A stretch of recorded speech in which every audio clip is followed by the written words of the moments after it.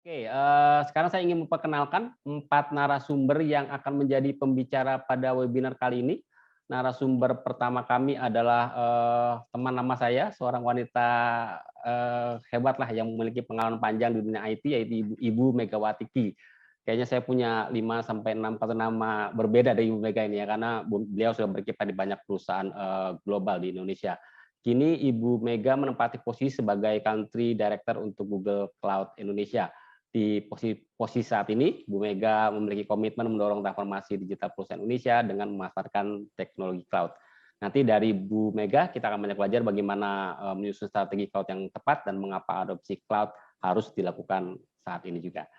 Nah, narasumber kami yang kedua juga seorang wanita hebat lainnya, yaitu Ibu Ana Sofia, Country Manager NetApp Indonesia. Yang menarik adalah Ibu Sofia dulu mengaku awam soal IT, namun kini setelah 13 tahun di NetApp, wah beliau sangat fasih bicara hybrid, cloud, storage, sampai data fabric. Nanti dari Bu Ana kita akan banyak mendengar bagaimana mengelola atau mengorkestrasi data, baik itu di hybrid cloud maupun multi cloud. Narasumber kami yang ketiga adalah Pak Hendra Lesmana, CEO dari NTT Indonesia. Pak Hendra ini juga memiliki pengalaman puluhan tahun di dunia IT, termasuk menjadi Chief Operation Officer dan juga Country General Manager di Dimension Data Indonesia. Dan kini ya Pak Hendra menjadi CEO NTT Indonesia dan nanti akan menyajikan berbagai temuan menarik seputar riset NTT di Hybrid Cloud Report 2021. Sementara narasumber yang keempat adalah Pak Aryadi Nugroho, Group Head Enterprise Planning and Arsitektur Excel Axiata. Pak Aryadi juga memiliki pengalaman panjang di dunia IT, mulai dari researcher, konsultan, dan kini di Excel Axiata. Nanti dari Pak Aryadi kita akan mendengar kesuksesan Excel dalam memanfaatkan cloud, terutama saat mengalami situasi yang penuh ketidakpastian di awal pandemi. Oke, itulah 4 narasumber yang siap memberikan pengalaman dan pengetahuan mereka di webinar kali ini. Semoga kehadiran mereka bisa menjawab rasa ingin tahu kita terhadap topik ini. Kita akan segera mulai webinar ini, namun sebelum masuk sesi presentasi dari NTT, kami akan memutarkan video dari Pak Samuel Abrijani Pengerapan, Dirjen Aptika Kementerian Komunikasi dan Informatika Republik Indonesia. Pak Semi seharusnya hadir di webinar ini, namun karena ada kegiatan kenegaraan yang lebih penting, beliau terpaksa tidak bisa hadir di pagi ini. Namun beliau titip salam dan semalam mengirimkan video ya berisi dorongan bagi perusahaan Indonesia untuk maju memanfaatkan teknologi. Berikut adalah video lengkap dari Pak Semi. Silakan panitia untuk diputarkan. Assalamualaikum warahmatullahi wabarakatuh. Salam sejahtera bagi kita semua. Om Swastiastu, Namo Buddhaya, salam kebajikan. Yang saya hormati Bapak Hendra Lesmana selaku CEO NTT Indonesia, Ibu Megawati Ki selaku CEO Google Cloud Indonesia, Ibu Ana Sofia selaku Country Manager NetApps Indonesia, Ibu Yesi Yositya selaku CIO Excel Axiata, serta seluruh peserta webinar Info Komputer yang berbahagia. Puji syukur kita naikkan kepada Tuhan Yang Maha Esa atas berkat dan rahmat-Nya kita dapat berkumpul secara online dalam keadaan sehat walafiat. Kiranya berkah kesehatan senantiasa dilimpahkan kepada kita dalam melawan pandemi COVID-19. Pertama-tama saya ingin menyampaikan apresiasi saya kepada rekan-rekan Info Komputer yang telah mengumpulkan kita semua untuk mendiskusikan salah satu topik perkembangan teknologi yang sangat krusial bagi perkembangan Indonesia, yaitu transformasi digital melalui adopsi teknologi komputasi awan atau yang sering kita sebut sebagai cloud computing. Dalam kesempatan ini, izinkan saya memberikan sedikit insight perihal teknologi komputasi awan dalam perspektif pemerintah dan bagaimana peran komputasi awan, khususnya hybrid cloud, dalam meningkatkan bisnis agility.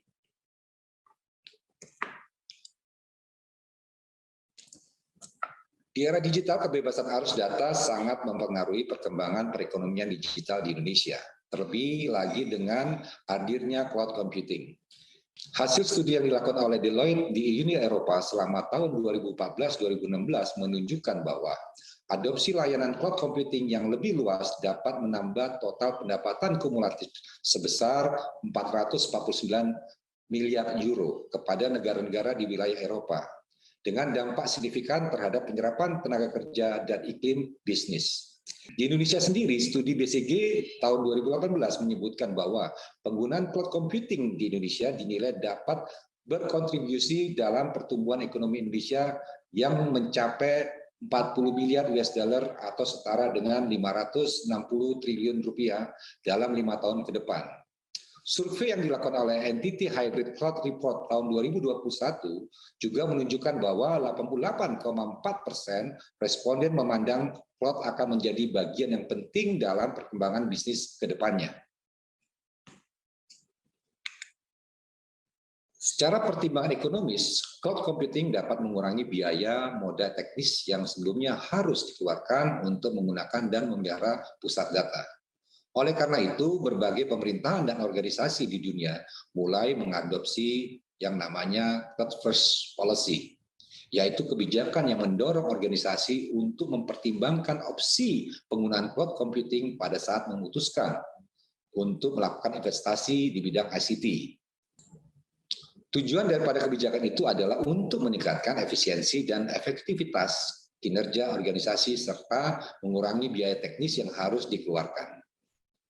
Beberapa dampak hadirnya Cloud First Policy bagi organisasi adalah: satu, berkurangnya beban biaya pembelian ataupun pemeliharaan infrastruktur digital. Dua, memicu peningkatan literasi digital dan kualitas sumber daya manusia yang terampil menggunakan inovasi teknologi. Ketiga, meningkatnya kolaborasi antara entitas, baik itu pemerintahan, swasta maupun masyarakat. Di sini akan memudahkan juga terjadinya interoperabilitas pertukaran data. Di Indonesia sendiri melalui Kominfo juga terus berkomitmen untuk mendukung proses adopsi cloud computing dalam berbagai aspek kehidupan masyarakat Indonesia dengan turut menghadirkan regulasi yang relevan dengan perkembangan teknologi dan menjamin kedaulatan data dan masyarakat Indonesia. Jadi keunggulan dari teknologi cloud itu tidak bisa dipungkiri. Namun demikian, adanya tingkat adopsi teknologi yang semakin tinggi akibat pandemi juga diiringi dengan adanya berbagai jenis serangan cyber yang juga menyerang layanan teknologi komputasi awan.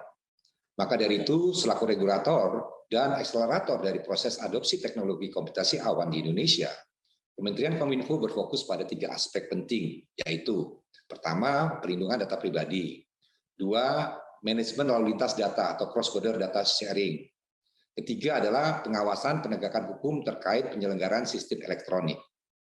Dalam melihat 3 hal terkait pengaturan penggunaan cloud computing tersebut, proses klasifikasi data memegang peranan penting. Klasifikasi data berperan untuk membantu organisasi atau institusi dalam meningkatkan keamanan data yang mereka miliki, dengan adanya pemberian fokus pada prioritas yang lebih strategis terhadap kepentingan institusi. Dan ini juga dengan adanya klasifikasi data juga akan menekan biaya, karena kalau kita menempatkan data itu pada skala strategis, berarti kita harus melakukan enkripsi dan pengamanannya akan lebih tinggi. Dengan klasifikasi data, maka institusi dapat lebih mudah menerapkan mekanisme dan regulasi yang diperlukan untuk melindungi data tersebut, sesuai dengan skala sensitivitas dan nilai strategis dari data tersebut. Dalam melakukan klasifikasi data, organisasi dapat berfokus pada 3 hal. Pertama, konten data yang terkait dengan sensitivitas dan nilai strategis dari konten data tersebut, di mana semakin sensitif sebuah data, maka mekanisme enkripsi data yang diterapkan juga harus semakin diperketat. Kedua, kontrol terhadap akses data terkait dengan siapa yang berhak untuk mengakses data. Pembagian fungsi dan hak antara pengendali data dan pemroses data. Ketiga, mekanisme penyimpanan data dan manajemen risiko yang terkait dengan teknis security measurement dalam menyimpan dan melindungi data. Sesuai dengan peta jalan transformasi digital yang telah kami hasilkan, Kemenkominfo berfokus pada 2 aspek dalam mendukung adopsi teknologi cloud yang lebih luas di Indonesia. Regulasi juga menjadi salah satu aspek penting yang terus dikerjakan oleh pemerintah untuk mengimbangi perkembangan infrastruktur digital dan adopsi teknologi oleh masyarakat dan industri. Sesuai dengan peta jalan transformasi digital yang telah kami hasilkan, Kemenkominfo berfokus pada 2 aspek dalam mendukung adopsi teknologi cloud yang lebih luas di Indonesia. Nah, pertama terkait dengan regulasi. Regulasi juga menjadi salah satu aspek yang penting yang harus dikerjakan oleh pemerintah untuk mengimbangi perkembangan teknologi digital dan adopsi teknologi oleh masyarakat. Nah, ini yang kita lakukan dengan merevisi PP 82 menjadi PP 81. Di sini kita sudah mulai memperkenalkan penggunaan cloud. Nah, juga turunannya kita juga mengencourage yang namanya PSE boleh menggunakan cloud juga diatur dalam Permen 5 tahun 2020. Nah, yang berikutnya ini kita ingin mengatur bagaimana mendorong pemerintah atau public sector ini mulai menggunakan cloud. Nah, ini yang kita akan tuangkan dalam rancangan Permen Kominfo tentang tata kelola penyelenggaraan sistem elektronik lingkup publik, di mana kita akan memasukkan unsur cloud first policy. Nah, berikutnya karena data itu sangat penting, kita sedang melakukan diskusi atau pembahasan dengan DPR untuk menyiapkan atau menuntaskan yang namanya rancangan Undang-Undang Perlindungan Data Pribadi. Nah, selain daripada regulasi, kami di Kominfo juga fokus pada peningkatan kompetensi SDM. Ada 3 program unggulan dalam pemberdayaan SDM digital. Pertama adalah Digital Skill Basic. Ini ada kita punya program namanya Cyberliterasi atau Gerakan Nasional Literasi Digital, di mana masyarakat diberikan pelatihan basic tentang apa itu digital, ruang digital, skill-skill apa saja yang harus mereka miliki untuk beraktivitas di ruang digital. Nah, yang berikutnya adalah intermediate skill digital. Ini kita melakukan pelatihan bersertifikat bagi masyarakat yang ingin meningkatkan kapasitasnya. Nah, untuk Digital Skill Event, kita memberikan beasiswa kepada anak-anak muda kita yang punya talenta di bidang digital, yang kita kirim ke luar negeri. Ini adalah komitmen pemerintah, bagaimana supaya kita bisa cepat mengadopsi teknologi digital, dan kita menjadi pemainnya dalam perkembangan proses transformasi. Nah, di pemerintah sendiri pun saat ini sedang membenahi diri. Kami sedang menyiapkan sistem pemerintah berbasis elektronik. Kita saat ini memiliki 2.700 lebih data center, quote unquote, karena sebagian besar menurut kami itu masih sifatnya ruang server. Setelah kita evaluasi hanya 3% yang bisa layak yang disebut data center. Nah, dari 3% ini pun hanya segelintir yang bisa dinyatakan punya standar. Nah, inilah yang sudah bisa lolos, yang punya standar inilah yang ingin kita integrasikan dengan data center yang baru yang sedang akan kita bangun. Nah, nanti data center ini akan terintegrasikan dengan layanan cloud. Nah, kenapa pemerintah membangun ini? Karena ada regulasi bahwa pemerintah juga harus mengelola data-data yang strategis. Nah, data-data strategis inilah yang akan dikelola sendiri oleh pemerintah. Di luar daripada itu, kita akan menggunakan layanan-layanan pihak ketiga.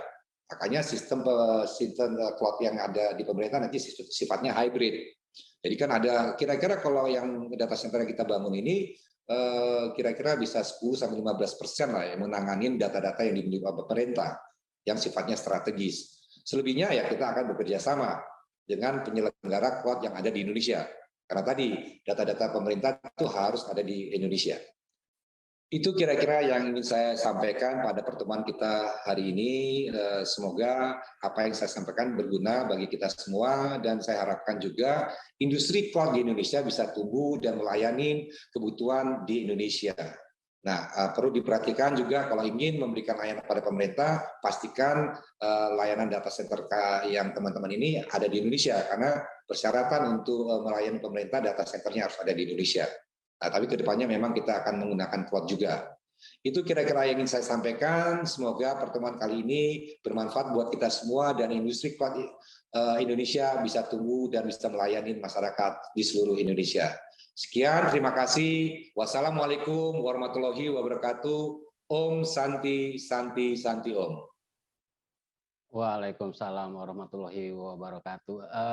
Mungkin terima kasih Pak Sebi, mungkin kalau menyimak webinar ini, terima kasih atas sambutannya, dan mungkin kita bisa melihat bagaimana komitmen pemerintah ya untuk mendorong industri cloud di Indonesia gitu, karena pemerintah percaya cloud akan meningkatkan efisiensi dan juga efektivitas transformasi digital di Indonesia. Dan tidak cuma itu, pemerintah pun juga saat ini juga bangun data center sendiri yang nanti akan dikoneksikan ke cloud, sehingga mereka juga akan melakukan transformasi secara lebih cepat. Dan juga tadi ada dukungan regulasi dan juga peningkatan kompetensi SDM. Jadi kira-kira memang cloud akan menjadi masa depan bangsa ini, dan kita akan banyak bertumpu pada teknologi cloud.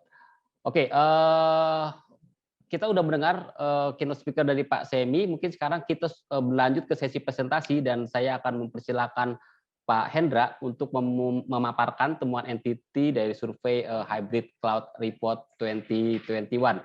Saya akan antarkan presentasi Pak Hendra dengan pantun galau saya menyetap ketupat untuk lebaran, waktu dan tempat kami persilakan. Silakan Pak Hendra. Oke, terima kasih Pak Wisnu. Sebentar saya share screen-nya dulu. Ya, silakan Pak.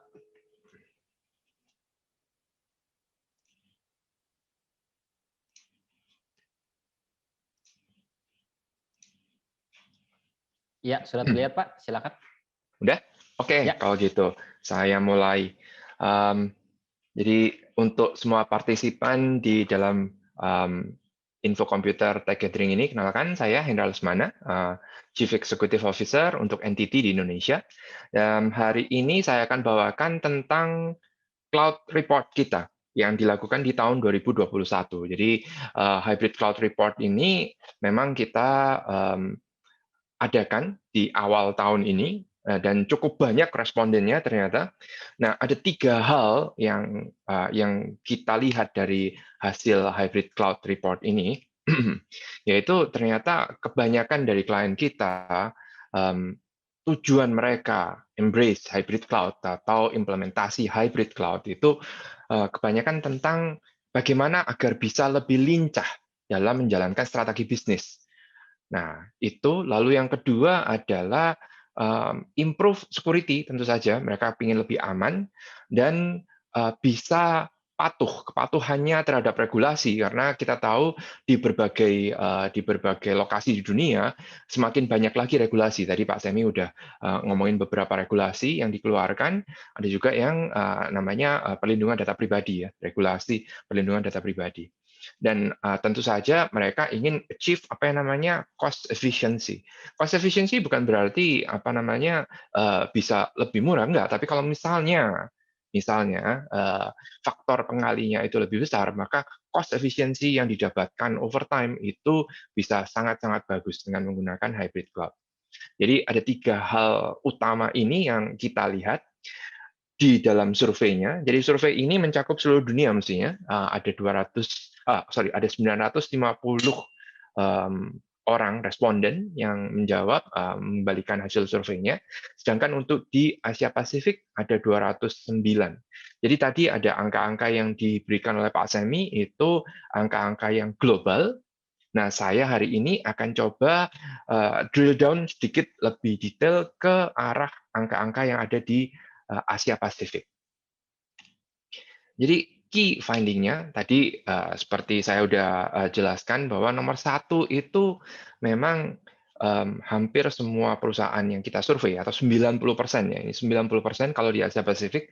Tadi Pak Semi ngomong 88,4% di dunia, tapi kalau di Asia Pasifik 90% semuanya itu setuju bahwa dengan menggunakan teknologi itu mereka bisnis-bisnis ini akan bisa lebih lincah dalam menjalankan bisnis strateginya.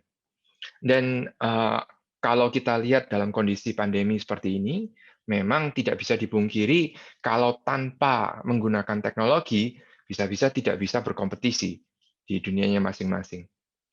Nah, terus yang lebih serunya lagi, ternyata 96,2% organisasi di Asia Pasifik itu setuju bahwa kalau kebutuhan masa kini mereka itu bisa dipenuhi dengan hybrid cloud.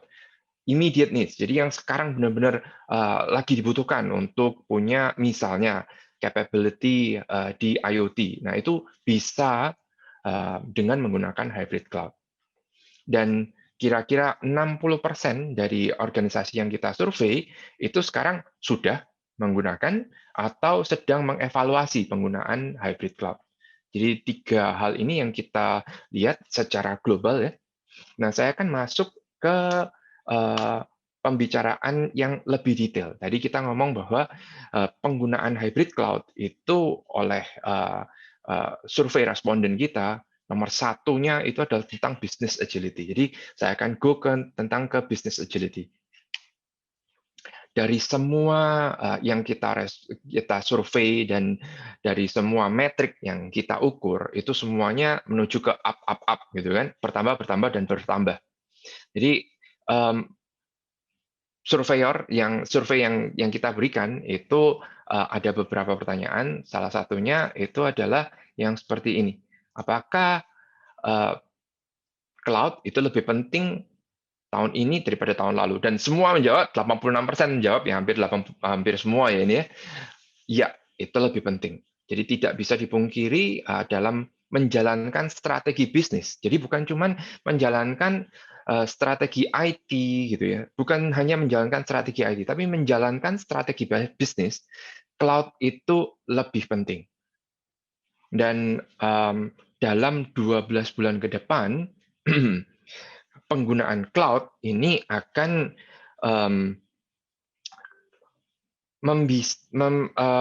akan mengenable, akan memungkinkan bisnis-bisnis itu bisa bertransformasi, berevolusi lebih cepat untuk merespon kondisi bisnis. Jadi misalnya ada yang kita harus cepat-cepat punya toko online, gitu kan?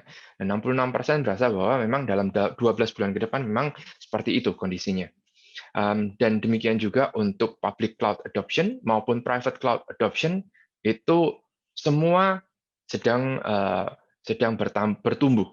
Kalau untuk Asia Pasifik, public cloud-nya dalam 18 bulan ini 28,2% pertumbuhannya.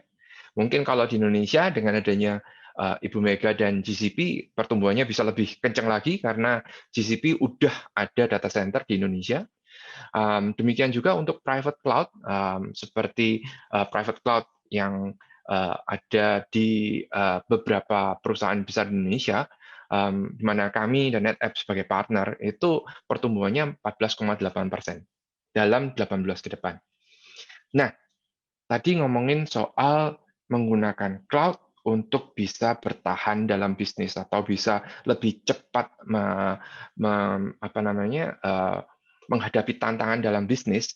Kira-kira dalam bidang apa aja sih, gitu kan, yang dipergunakan? Jadi kita melihat bahwa 77,4%, jadi kira-kira 3/4-nya itu mereka menggunakan hybrid cloud untuk mengenable IoT, Internet of Things.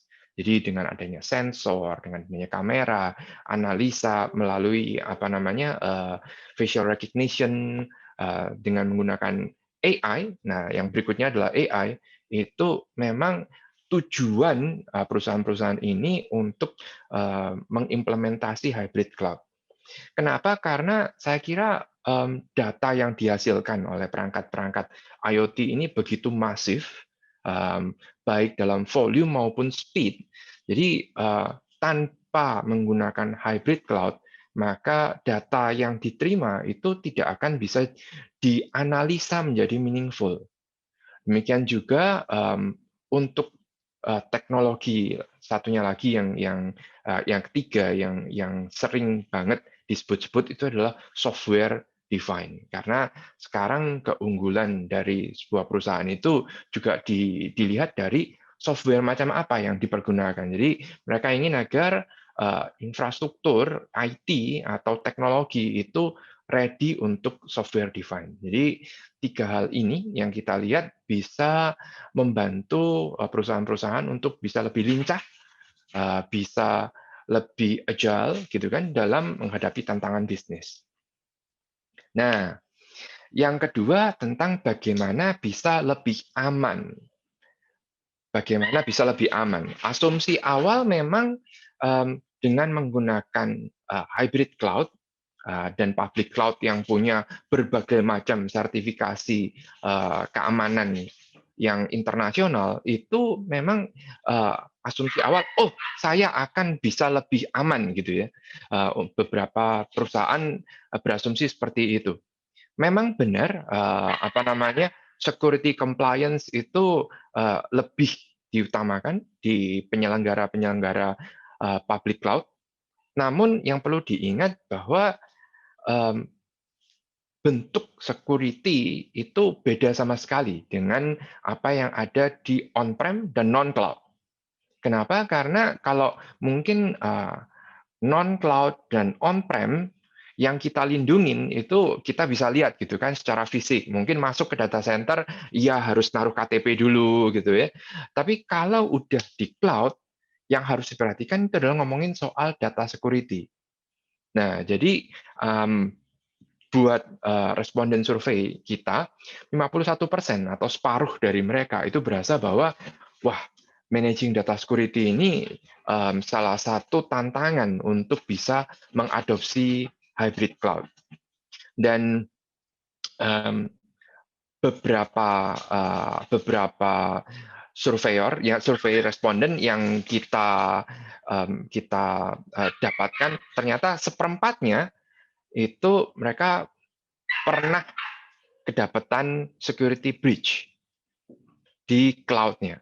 Dan ini adalah alasan utama mereka untuk pindah dari public cloud gitu kan ke private atau malah ke non-cloud.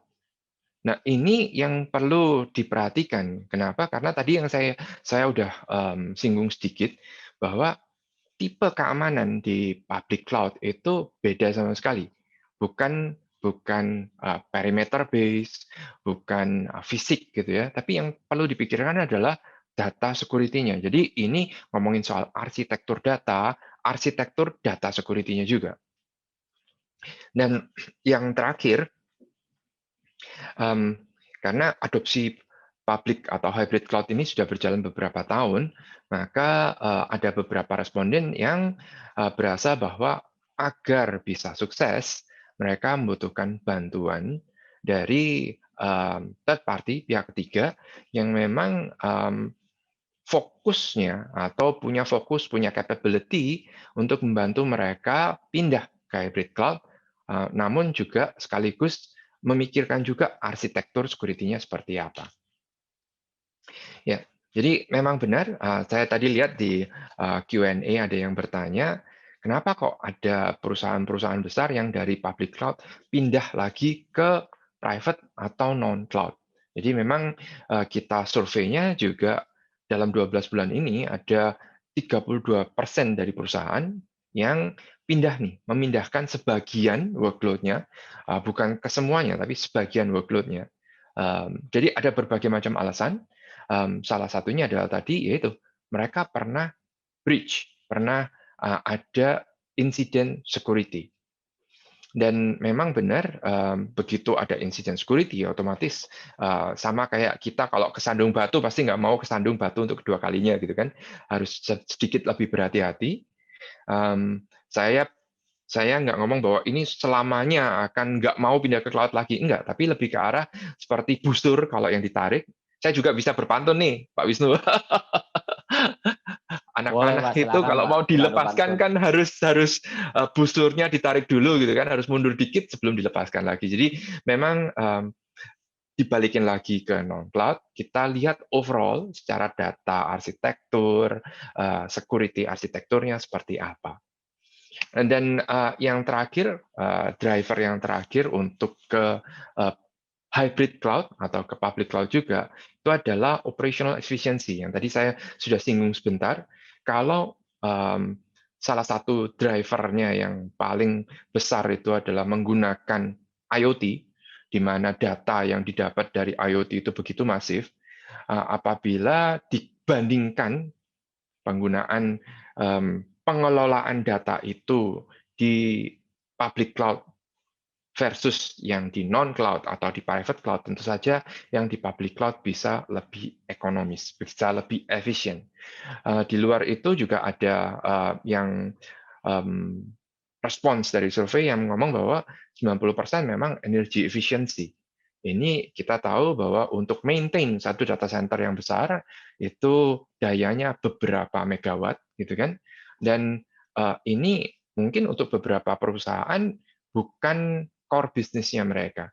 Jadi beberapa perbankan besar itu kan core bisnisnya adalah dalam bidang finansial. Kenapa kok mereka harus berurusan dengan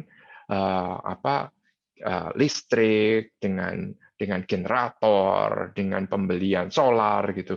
Itu bukan core bisnisnya. Mereka ingin fokus ke core bisnisnya, dan energy efficiency itu harusnya dilupakan aja lah gitu kan. Nah, kenapa salah satunya juga menggunakan hybrid cloud. Nah, berikutnya saya ada sharing beberapa tips, ini udah 1 menit terakhir, agar adopsi hybrid cloud-nya itu bisa nomor 1 sesuai dengan harapan, nomor 2 bisa bikin bisnisnya lebih lincah, dan nomor 3 tetap comply gitu ya. Jadi yang sering kali yang saya lihat dalam atau kami lihat dalam adopsi hybrid cloud itu adalah bahwa ya udah deh aplikasi ini kita pindahin aja gitu kan. Tapi bukan itu mestinya. Untuk benar-benar bisa menikmati the power of hybrid cloud atau the power of public cloud juga ya. Ini nomor 1 yang harus diperhatiin itu adalah aplikasinya. Ada company-company yang namanya cloud native yang udah dari awal menggunakan aplikasinya cloud based. Nah, mereka yang 100% bisa menikmati the power of cloud. Tapi kalau untuk company yang awalnya aplikasinya adalah monolitik gitu kan, on-prem, tolong pertama kali dipikirkan dalam modernize your application sebelum menuju ke langkah-langkah yang lainnya. Jadi ada beberapa rekomendasi. Nomor 1, modernize the application. Terus nomor 2, kalau sudah menggunakan cloud, tentu saja konektivitas dari perusahaan ke cloud itu harus dioptimize. Nggak bisa menggunakan kalau zaman-zaman dulu mungkin frame relay 128 kbps gitu ya. Ya itu udah tidak bisa lagi menggunakan seperti itu konektivitasnya. Dan selain itu kita juga perlu lihat dari sisi operations. Jadi operations-nya pun juga harus berubah. Perusahaan-perusahaan yang cloud native itu sudah menerapkan DevOps, dan tiap hari mereka ada 15 menit gitu kan, ada namanya Scrum. Tim yang bertanggung jawab terhadap satu fitur gitu, tim itu 15 menit tiap hari akan berdiskusi, ini inputannya seperti apa untuk aplikasi ini atau untuk capability ini. Jadi operation pun itu harus dilihat. Di luar bahwa tadi saya sudah singgung berkali-kali, security itu memang jadi salah satu alasan utama untuk pindah ke hybrid cloud, tapi bisa juga jadi penghalang utama ke hybrid cloud. Jadi security-nya tolong dipikirkan mulai dari nggak cuma dari sisi perimeternya aja, enggak, tapi dari overall data architecture dan data security architecture. Jadi memang perlu banyak pemikiran awalnya, di awal ada perlu planning dan desainnya sebelum benar-benar migrate ke cloud. Boleh aja untuk nyoba gitu ya, silakan. Tapi sebatas trial. Tapi apabila benar-benar ada critical workload yang mau dipindahin ke cloud, tentu saja itu nggak bisa lepas dari apa yang namanya governance-nya seperti apa, arsitekturnya seperti apa, overall plan-nya seperti apa. Jadi gitu. Kalau dari saya, presentasinya cukup sekian.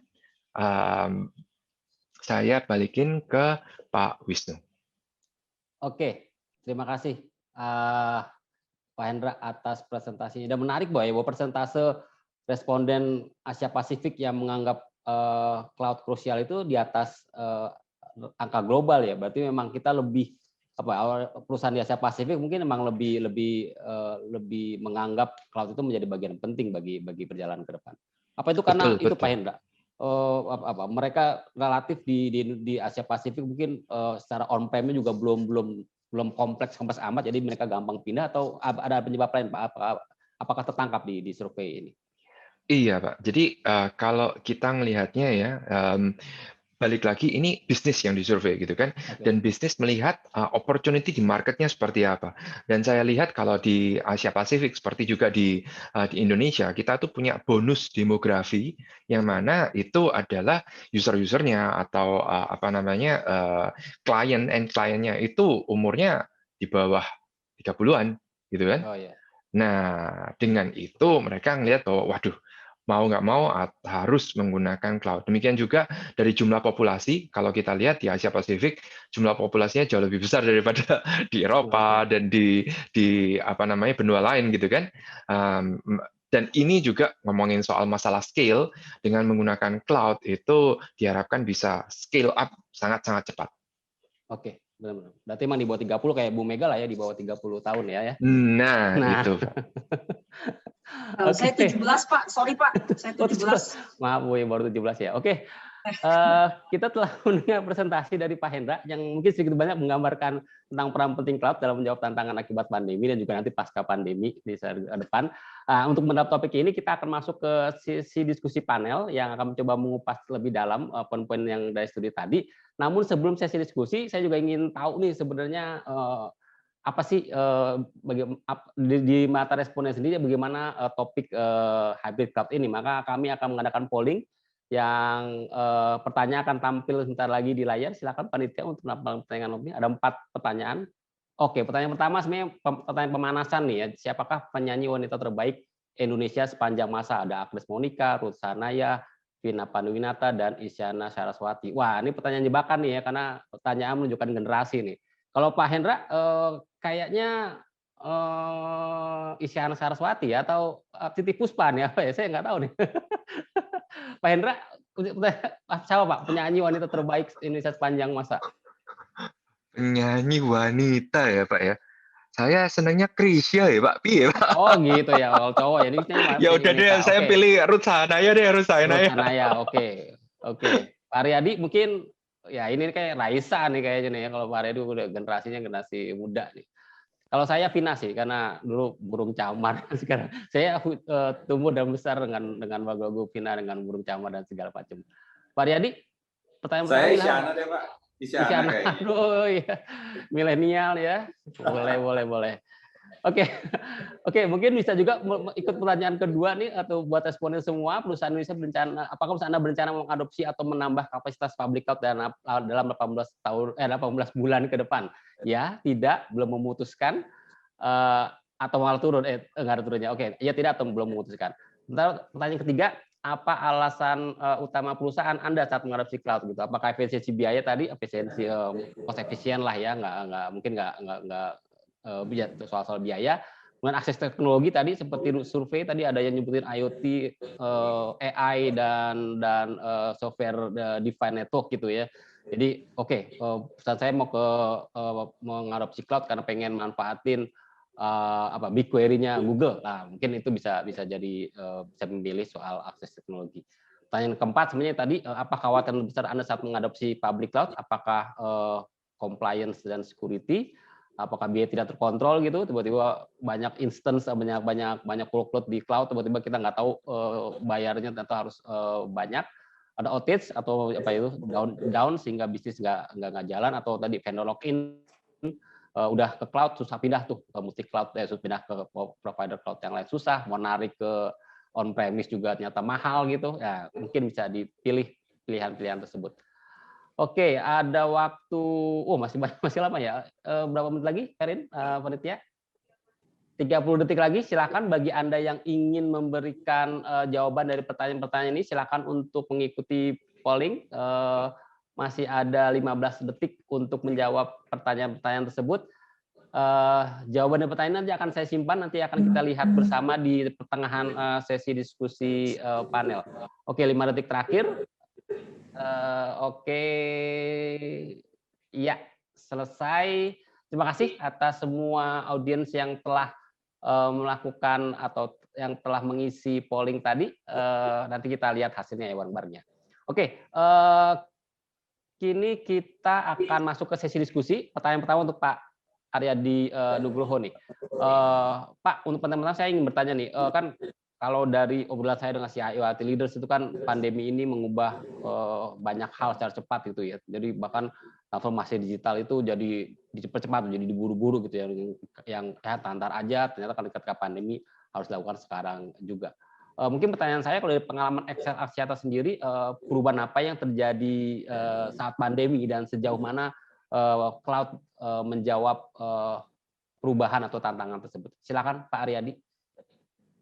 Ya, baik. Terima kasih Pak Wisnu atas pertanyaannya. Jadi, saya ingin juga menyapa untuk para partisipan webinar ya. Jadi, sebenarnya Bu Yesi yang rencananya hadir, namun mohon maaf karena beliau berhalangan, jadi saya yang menggantikan beliau, mewakili beliau di sini. Jadi, terkait dengan pertanyaan tadi, XL Axiata sudah melakukan transformasi untuk salah satunya migration ke cloud itu sejak 2018. Sehingga ketika kita menghadapi situasi pandemi di 2020 kemarin, itu memang sesuatu yang kita berada di posisi yang sudah ya kurang lebih agak siap gitu ya, karena banyak dari sisi aplikasi-aplikasi kita itu sudah mulai migration ke cloud. Jadi contohnya adalah AxisNet ya, dan MyXL. Jadi bagi para pengguna layanan kami itu traffic yang kami lihat pada saat 2020 pandemi itu meningkat sangat jauh sekali ya. Bahkan kalau dilihat dari sisi jumlah pengguna yang aktif ya dibandingkan di Januari 2020 dengan Desember 2020 itu lebih dari 2 kali lipat peningkatannya. Nah, ini kalau kita lihat dari sisi bagaimana cloud bisa membantu kita ya, atau kelebihan cloud yang kemudian kita dapat nikmati itu adalah dari sisi skalabilitas. Jadi kita menggunakan teknologi containerization ya auto scaling yang ada di cloud, sehingga ketika traffic itu meningkat itu aplikasi-aplikasi yang kami miliki itu dapat menyesuaikan kapasitasnya secara otomatis. Ya. Jadi ini adalah sesuatu keunggulan yang tentunya lebih efisien jika didapatkan di cloud ya, walaupun kita bisa dapatkan juga di on premise, tapi di on premise kita akan memiliki kapasitas terpasang gitu. Nah, ini sesuatu yang kami rasakan sangat membantu, dan dengan hal tersebut kami dapat memberikan layanan yang selalu tersedia dan reliable bagi subscriber kami. Nah, kemudian yang kedua itu adalah terkait dengan inovasi ya, innovation at speed. Jadi kalau dilihat apa yang berbeda ketika kita berada di masa pandemi itu adalah cara kita bekerja ya, new way of working. Jadi tentunya di XL kami juga harus menyesuaikan diri dengan cara kerja yang baru ya, work from home, bekerja di rumah dan juga bekerja di kantor, jadi atau remote ya. Jadi kombinasi atau hybrid way of working. Nah, ini diperlukan mekanisme baru ya, mekanisme baru yang harus didukung juga dengan otomasi atau teknologi. Nah, kami memanfaatkan teknologi yang berbasis cloud ya, software as a service, sehingga kami dapat melakukannya dengan cepat gitu ya. Karena kalau tidak kita membutuhkan waktu yang agak lama gitu ya untuk membangun aplikasi tersebut, segala macam tes dan deploy. Tapi karena ini adalah layanan berbasis cloud, kami dapat melakukannya dengan sangat cepat, sehingga penyesuaian terhadap new way of working itu dapat kami lakukan juga sangat cepat sekali. Gitu. Nah, ini yang inovasi at speed ini yang juga kami rasakan sangat membantu ya dengan adanya layanan-layanan berbasis cloud. Nah, satu hal lagi yang saya bisa share adalah terkait dengan artificial intelligence atau machine learning. Right? Jadi kalau dilihat prediksi dari Gartner misalnya, big data analytics itu future-nya adalah ada di cloud. Ya. Kenapa begitu? Karena kita lihat memang inovasi yang ada di cloud itu berjalan dengan sangat cepat. Ya. Jadi kalau saya merefer cloud ini, saya di XL kita cloud service provider agnostic. Ya, kami akan menggunakan provider yang memberikan value yang terbaik bagi kami. Begitupun untuk artificial intelligence, machine learning atau capability apapun. Nah, saat ini kita banyak melakukan otomasi, contohnya ya, di internal maupun untuk layanan kepada pelanggan dalam hal customer experience misalnya, yang itu akan memanfaatkan teknologi artificial intelligence atau machine learning. Nah, kalau kita lihat saat ini banyak sekali platform-platform yang ditawarkan ya, baik di Google Cloud, di AWS atau di Azure, itu adalah kemampuan untuk artificial intelligence dan machine learning. Nah, ini sesuatu juga yang kita dapat nikmati dan kami sangat terbantu ya, dengan adanya platform-platform machine learning, ya, platform as a service yang kami bisa gunakan immediately, dan itu kita bisa gunakan untuk berinovasi, memberikan layanan yang terbaik bagi pelanggan kami. Jadi kurang lebih seperti itu Pak Wisnu yang bisa saya share. Oke, berarti karena udah mulainya di 2018, relatif lebih siap tuh Pak ya ketika terjadi pandemi kemarin ya? Ya, alhamdulillah begitu. Oke, kira-kira berapa persen tuh Pak yang udah di cloud, atau sekarang persentasenya udah bisa ada angkanya nggak? Ya, target kami untuk tahun ini kita compute itu akan ada di sekitar angka 25% lebih. Ya. Itu akan pindah ke cloud. Oke, menarik. Berarti tadi yang bisa saya simpulkan tadi scale up ketika ada lonjakan dari permintaan dari pelanggan, karena udah di cloud, scale up-nya lebih mudah dibanding nanti di on premise gitu Pak ya. Dan juga tadi bagaimana sekarang Excel juga dapat mengakses teknologi terkini gitulah ya, supaya jadi bisa lebih cepat berinovasi.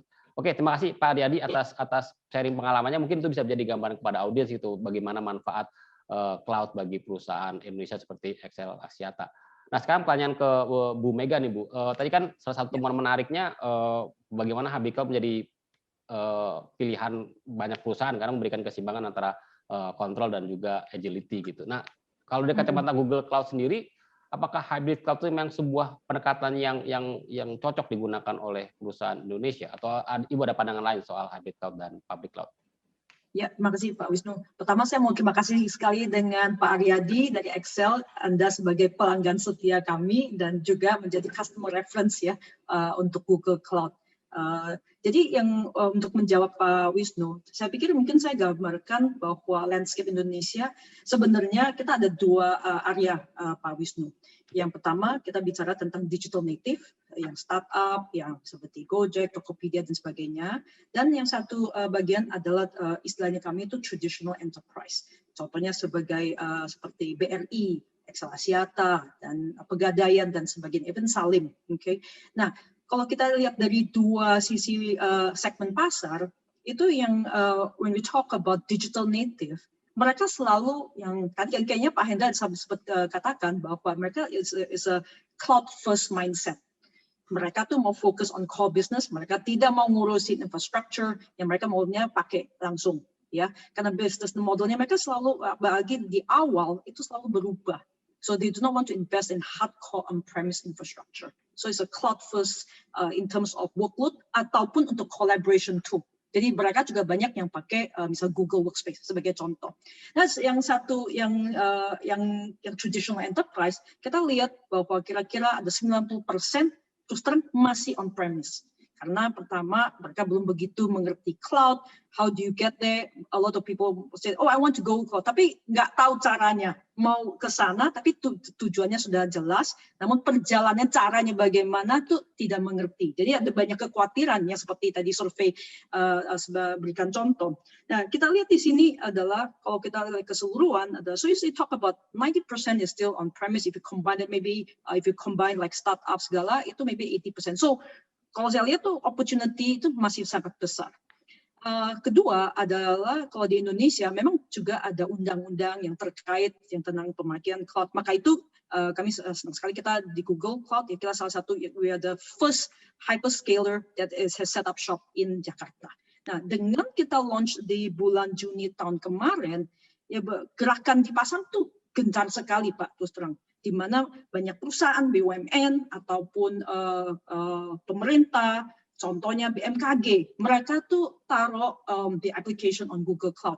They do this alert ke warga-warga kalau misalnya akan ada gempa bumi sebagai contoh.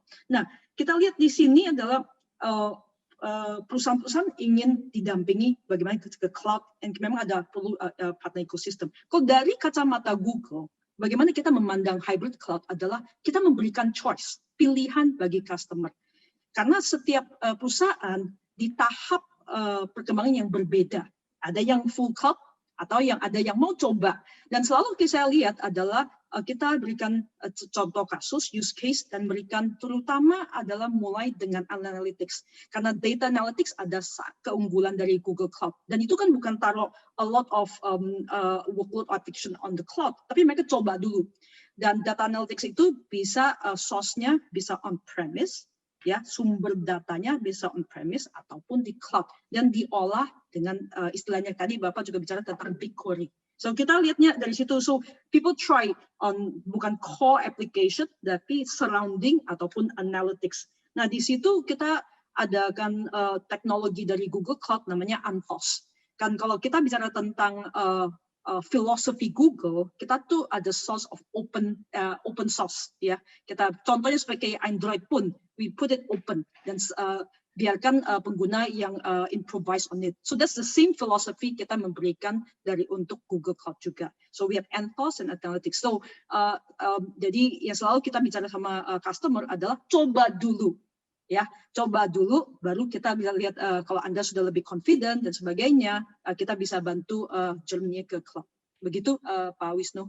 Terima kasih. Berarti Entos tadi buat memudahkan perusahaan dalam mengorkestra hybrid cloud mereka ya. Jadi antara on-premise dengan cloud mereka dengan mudah bisa mengorkestranya kapan pindahnya gitu segala macam gitu Bu ya, kira-kira Entos itu fungsinya. Jadi ceritanya kalau Anthos itu teknologi yang dimana kalau Anda melakukan coding sekali, itu kalau mau pindah ke yang ke cloud itu sama, tidak perlu dikutak-atik lagi. Jadi akan menghemat waktu bagi developer. Ya, itu yang pertama. Yang kedua is actually saves a lot of time untuk lakukan hal itu, Pak.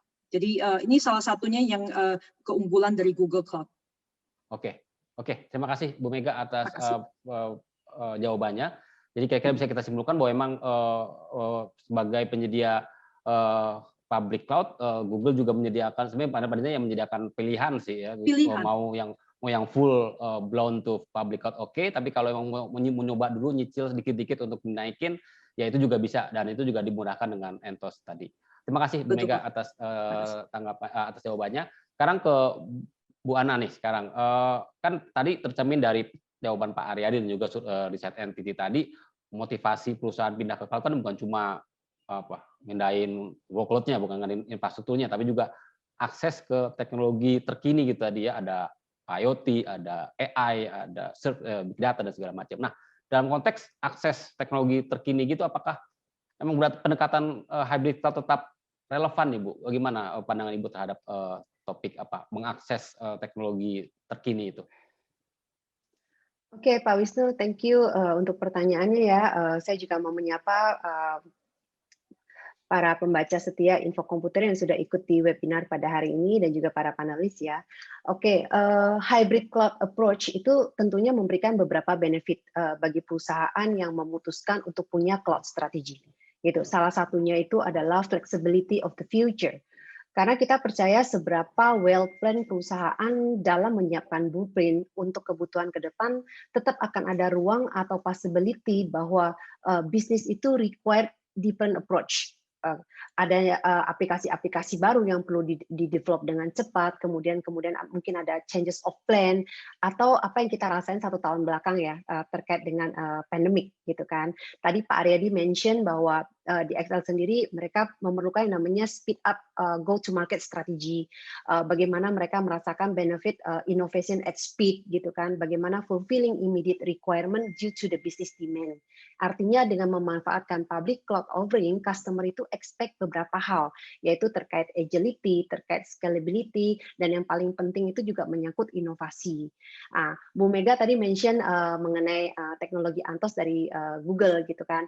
Dalam hal ini NetApp bekerja sama dengan Google Cloud, kita bisa running Google Cloud Anthos solution on NetApp yang sudah fully tested and certified, di mana si Anthos-nya sendiri itu Google Anthos-nya sendiri memberikan satu cloud native experience untuk customer-customer yang masih running di on-premise atau di data center. Karena Pak Hendra juga ada mention ya bahwa masih ada legacy system, monolithic environment yang mungkin tidak semuanya bisa go to cloud gitu kan.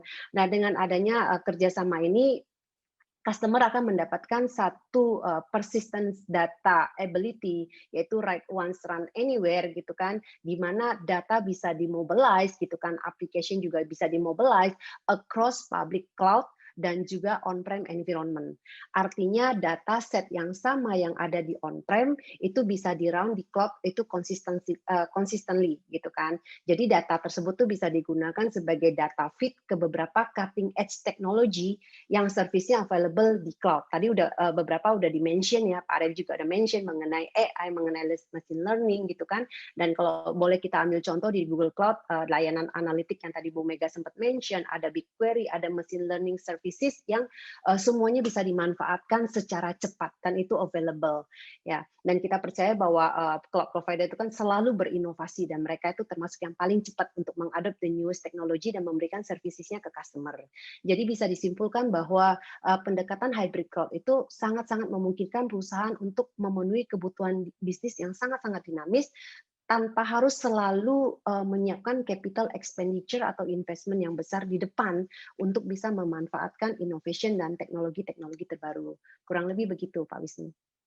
Oke, berarti memang secara teknologi kita bisa tuh Bu ya membuat environment yang sama antara di on-premise dan juga di cloud gitu ya. Jadi misalnya mau ngetes tadi AI atau IoT ya pindahin sedikit ke cloud, kemudian dites, kemudian kalau memang ada hasil bagus makin banyak yang dipindahin ke gitu. Jadi secara teknologi data atau environment yang ada di on-premise bisa dengan mudah bisa pindah ke cloud ya Bu ya.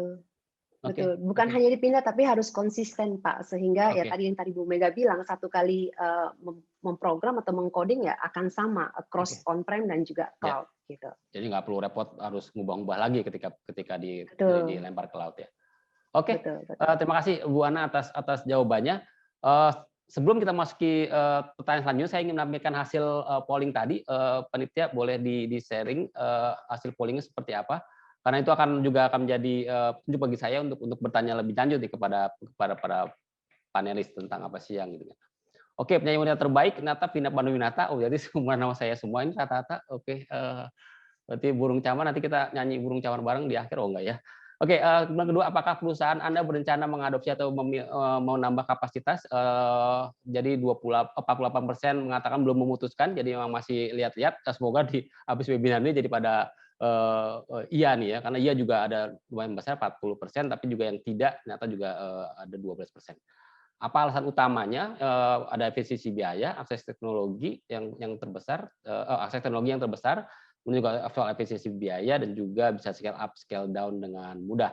Sementara pertanyaan keempat, apakah kekhawatiran terbesar? Tadi compliance dan security, biaya tidak terkontrol dan juga vendor lock-in dan outage. Oke. Terima kasih atas pertanyaan, atas jawaban dari polling tadi. Mungkin juga ini kan saya coba tanyakan lagi ke teman-teman panelis.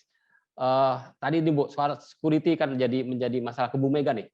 Kan tadi kita lihat bahwa masalah security itu menjadi masalah pelik gitu ya. Jadi bahkan ada beberapa perusahaan yang karena ada data breach di cloud, jadi langsung narik lagi balik ke on-prem maupun ke private cloud. Nah, sebenarnya bisa memberikan insight nggak Bu? Sebenarnya kalau soal masalah security ini solusinya apa sih? Apakah emang tanggung jawabnya Google Cloud atau tanggung jawabnya penyedia perusahaan sebagai pemilik data atau bagaimana Bu? Sebenarnya bagaimana strategi yang tepat untuk security ini? Saya mau ungkapkan sesuatu yang agak kontroversial. Oke. Yang pertama adalah pilihlah provider yang tepat. Oke, saya pikir itu yang pasti yang satu yang utama. Kalau Anda baca yang banyak leakage itu belum ada yang dari Google Cloud. Saya tidak mau sebutkan provider yang lain. Anda bisa google.com sendiri lihat provider yang mana, oke? Dan yang barusan ada yang bulan lalu dan sebagainya. Tapi so I think choose the right provider itu kunci pertama. Okay. Yang kunci kedua yang saya mau katakan sebenarnya security adalah tanggung jawab bersama. Ya, ini saya kasih ibaratnya contoh seperti kita taruh uang di bank, oke? Kita taruh uang di rekening kita, namun kita kasih pin ATM kita ke teman kita. So the security you have other than you put in the bank, you also make sure that policy yang diterapkan di perusahaan juga harus dijaga. Jadi I would say it's a joint responsibility. Nah, jadi di mana saya juga tekankan selalu ke customer kami, yang pertama security policy harus dijalanin dengan baik, orang-orangnya diberikan training. Jadi itu from a customer side. Dari Google Cloud sendiri, yang pertama kita lakukan encryption dari datanya kami ataupun networknya kami, even hardware-nya kami. So it's actually one thing that's interesting ya, waktu saya bergabung di Google Cloud, saya baru tahu bahwa kan bayangkan Google.com kita menampung begitu banyak data dan begitu banyak pengguna yang masuk setiap hari, bukan setiap hari, bahkan setiap detik. Kalau Anda lihat, kalau Anda mau tes Wi-Fi jalan atau tidak, yang Anda tes itu apa? Masuk ke website apa? Ke google.com. Dan dibayangkan jasa-jasa dari Google, selain Google sendiri, .com ada Google Map dan YouTube dan sebagainya. Tapi yang satu hal yang saya pikirkan adalah kita ternyata hardware yang di dalam data center Google itu juga dibuat sendiri, Pak Wisnu. Jadi kita bukan beli dari luar. Jadi untuk menjaga seandainya ada virus, ada segala yang di luar, itu tidak akan kena ke hardware-nya kami. So dia ada beberapa lapis, I think ada 4, ada hardware, dari network, bahkan dari OS-nya sendiri kita juga membuat sehingga tuh security proof. Nah, so yang even dari Google, saya sebagai contoh, kita di sini kita pakai laptopnya kita Chrome, it's a Chrome OS. Dan sebenarnya itu tidak ada data di laptopnya kami, sebagai contoh. Jadi pada saat kalau hilang pun, it doesn't matter, karena semua data itu sudah di cloud, tidak di dalam hard disk-nya kami. So, ini yang saya mau berikan sebagai, first, yes, the cloud provider is one. Kedua adalah dari sisi policy-nya perusahaan harus dijaga. Karyawan harus di-training, siapa aja yang bisa dapatkan akses, dan yang seringkali sebenarnya a lot of security leak adalah internal leakage dari perusahaan. Misalnya ada karyawan minta naik gaji, tapi tidak diberikan, sakit hati keluar dan melakukan hal seperti itu. Tapi itu tidak pernah dilaporkan. Yang dilaporkan adalah cloud provider yang publik. So I think these are the things that yang saya lihat yang penting. Yang terakhir yang saya mau katakan, kami di Google Cloud sudah menyediakan cloud service untuk berbagai perusahaan. Tadi saya katakan misalnya perbankan di BRI yang state-owned enterprise BUMN bank, yang pasti financial information itu sangat-sangat utama. Jadi kita di sini juga memberikan certification apabila Bapak Ibu perlu, kita juga berikan itu supaya bisa lebih tenang, dan juga not only traditional banks, digital native e-payment, contohnya misalnya Bank Jago, OVO, GoPay, mereka juga taruhnya di Google Cloud karena dari sisi security itu sudah terjamin. Begitu Pak Wisnu, terima kasih. Oke, terima kasih Bu Mega. Berarti kesimpulannya memang itu tanggung jawab bersama ya, nggak bisa diberkekin ke penyedia cloud, tapi juga kesiapan penyedia cloud untuk melindungi data juga menjadi penting gitu Bu ya. Betul Pak Wisnu. Ya. Mungkin pertanyaan yang sama mungkin kalau Pak Hendra mungkin bisa bantu Pak. Sebenarnya batasan apa sih, bagaimana sih sebenarnya perusahaan belum mempersiapkan security ini? Iya, jadi kan ada, kalau untuk cyber security ini ya, saya memang lagi suka ngobrol soal cyber security. Ada 3 konsepnya kan, ada CIA gitu ya, confidentiality, integrity, sama availability. Nah, dengan menggunakan cloud itu ada beberapa faktor yang memang udah inherent ada di situ. Jadi contohnya tadi saya singgung bahwa kalau penyedia public cloud itu security certification-nya banyak banget, Pak. Jadi operasi tadi yang Ibu Mega juga udah ngomongin operasinya mereka, business process dan segala macam, termasuk juga software yang dipergunakan itu udah disertifikasi secara internasional gitu, udah terima sertifikasinya. Nah, pertanyaan saya sekarang adalah apakah penggunanya itu juga siap untuk disertifikasi seperti itu? Jadi nggak bisa tanggung jawabnya cuma di penyedia cloud provider-nya. Jadi kan kayak misalnya kita analoginya, analogi yang gampang itu adalah ini naik motornya itu bannya itu udah anti kempes gitu kan, rantainya udah sangat bagus, nggak bisa rusak, ada ISO certification segala macam. Tapi kalau yang naik motor nggak punya SIM, ya sama aja kan akhirnya.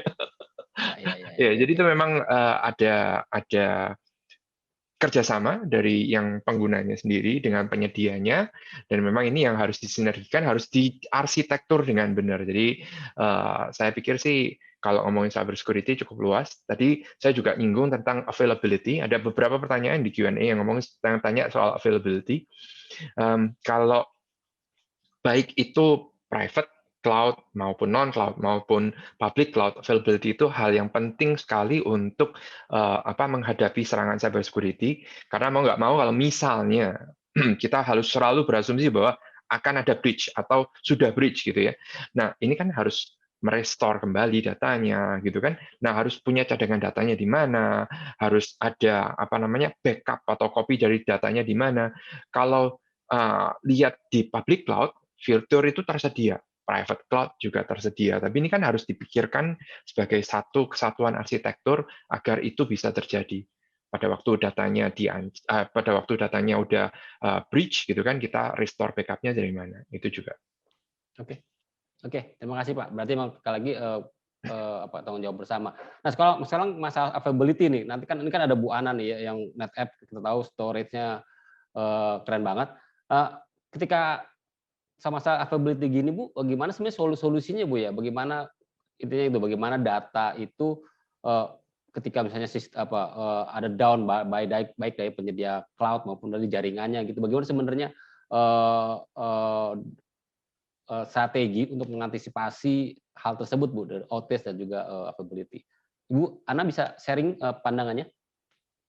Oke, Pak Wisnu. Jadi pada saat kita berbicara mengenai infrastructure availability, ya kita masuk ke yang namanya business continuity strategi daripada suatu perusahaan. Bagaimana perusahaan memastikan bahwa mission critical systemnya mereka always on, itu running well dan data always available, sehingga kan operation tidak terganggu, layanan kepada konsumen itu tetap berjalan dengan baik.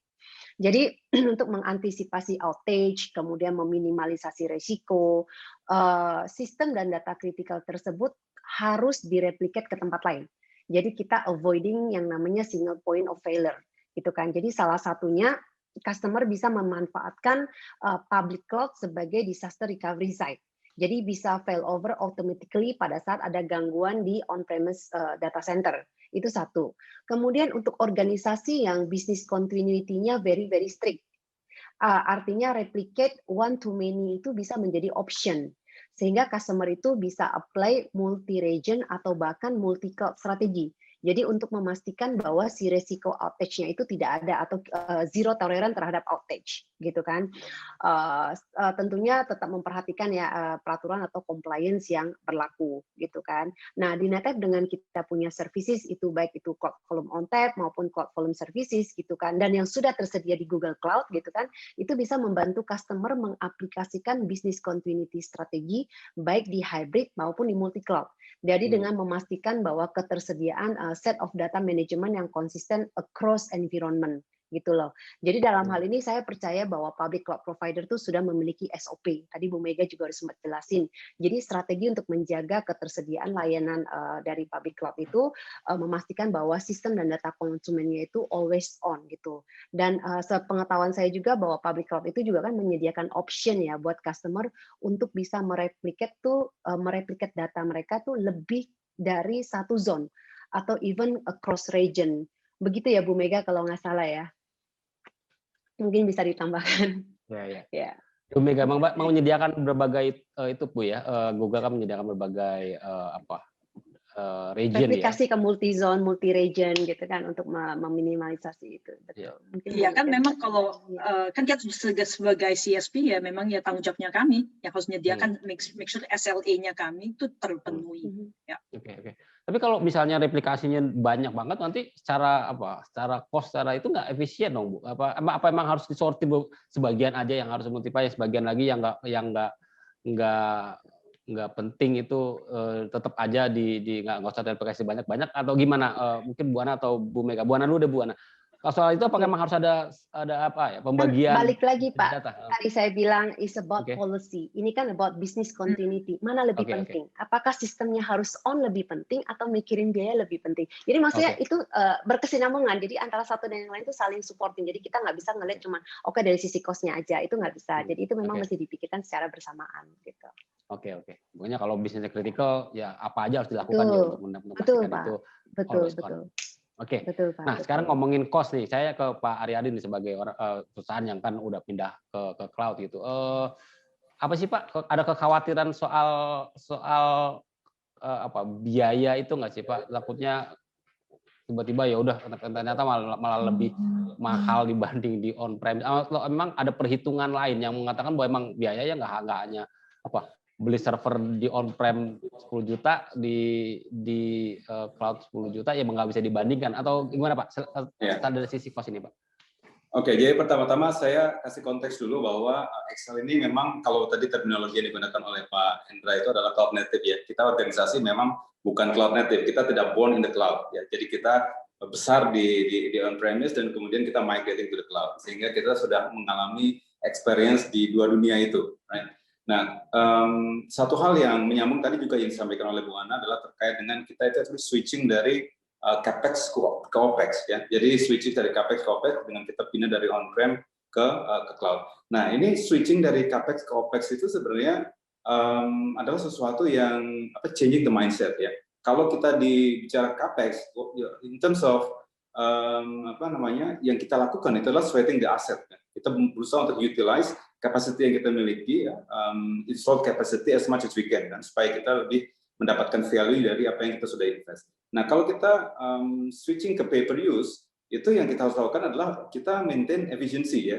Apa yang kita lakukan itu kita lakukan se-efisien mungkin. Nah, ini change in mindset yang menurut saya sangat penting dilakukan oleh organisasi-organisasi yang migrating dari on-prem ke cloud, sehingga cara lama kita bekerja yang tadinya sweating the asset itu not necessarily something yang akan useful ya kalau kita bicara efisiensi di cloud.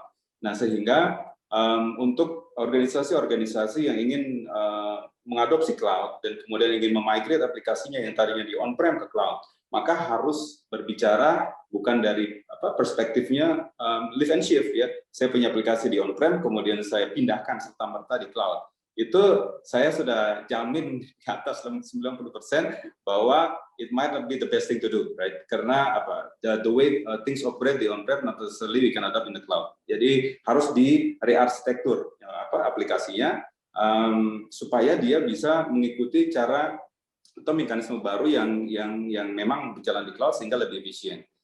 Analoginya saya kasih contoh ini ya, taksi dengan mobil pribadi gitu. Kalau kita pakai mobil pribadi ya jalan-jalan di Jakarta, terus kita mau mampir di suatu tempat di mana di mall gitu, kita parkir aja ya, mau berapa lama, 5 jam 6 jam it's okay, right? Karena itu milik kita dan kita tidak di-charge by the hour gitu kan. Tapi kalau kita pakai taksi ya we don't do that ya. Kita sampai kita kemudian let taksi go dan kita panggil lagi yang baru gitu kan. Karena itu lebih efisien.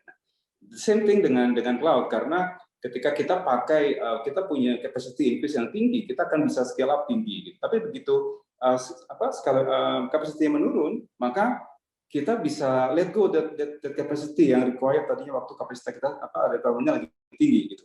Nah, ini sesuatu analogi yang menurut saya kita harus pahami sehingga kita bisa maintaining cost itu dengan baik. Nah, tentunya di luar itu ya dari sisi cost maupun benefit lain ya, dan saya ingin menyinggung juga bahwa benefitnya bukan hanya cost, kita moving to the cloud, ada reliability, scalability dan lain-lain tadi seperti juga sudah disampaikan.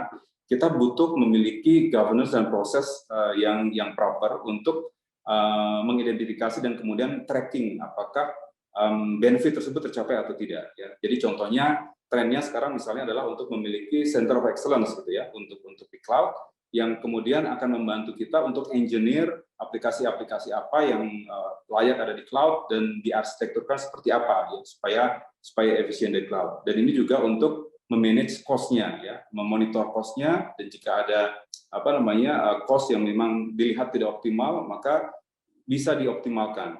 Nah, menurut saya di sini peran dari CSP itu sangat penting sekali ya, dari perspektif edukasi untuk membantu perusahaan-perusahaan sebenarnya bagaimana bisa sukses berada di cloud ya. Hal-hal apa saja yang penting, misalnya terkait dengan bagaimana memanage cost dengan efisien ya, bagaimana kita memanage workload di cloud. Kemudian bagaimana kita men-set up scalability ya dengan containerization, auto scaling. Kemudian bagaimana kita memanage availability seperti yang tadi sudah disampaikan ya, multi AZ availability zone misalnya. Ini semua tentunya akan mendukung keberhasilan bagi perusahaan-perusahaan yang ingin memigrate workload-nya dari on-prem ke cloud.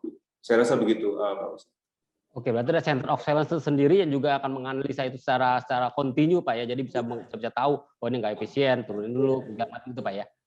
Kalau Bu Mega ada masukan Bu terkait cost ini, bagaimana perusahaan menghitung cost-nya sih? Ada masukan Bu? Ya, terima kasih Pak Wisnu. Yang kalau saya boleh saran tuh adalah pada saat perusahaan mempertimbangkan masuk ke cloud dibanding ke hardware, itu harus dipikirkan bukan hitungkan biaya server top, ya. Karena seringkali kalau saya nggak ketemu sama customer, oh ya ini harga server 10 juta dan dibanding sama cloud itu seperti apa. Dan itu sebenarnya bukan, it's not a TCO calculation, karena belum merupakan semuanya. Contohnya dari SDM-nya, dari security-nya, dari availability dan sebagainya. Jadi untuk memberikan hitungan yang secara menyeluruh, harusnya secara total semua all the items dan juga dengan SLA. Satu hal yang saya lihat yang utama yang kan seringkali perusahaan-perusahaan melupakan adalah talenta.